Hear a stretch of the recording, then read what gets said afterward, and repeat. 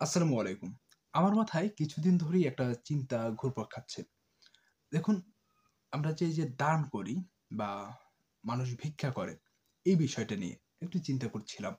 যে দেখুন মানুষ ভিক্ষা করছে, আমরাও যারা পারছি দান করছি। সেটা একদম শুরুতে তো ধরেন অনেক কম টাকা দিয়ে শুরু করে ধরেন ৳২, ৳৫, ৳১০। এখন মানুষ এই দানের আস্তে, আস্তে বেড়েছে।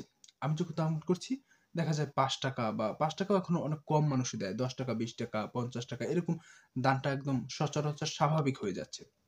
দেখুন এই দান করে আল্টিমেটলি কিন্তু আমরা তাদের কি কোনো উপকারে আসতে পারছি?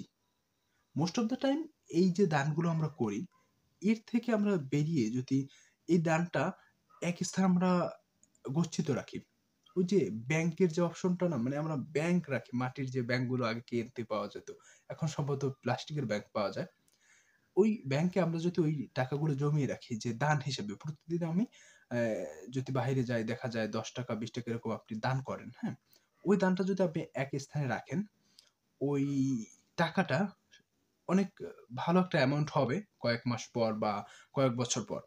ওই অ্যামাউন্টটা যদি আপনি কোনো একজন ভিক্ষুককে দেন, সেটি কিন্তু আমার কাছে মনে হয় সেটা হচ্ছে উত্তম দান বা ভালো দান হতে পারে। চাইলে কিন্তু আপনি এটা ট্রাই করে দেখতে পারেন।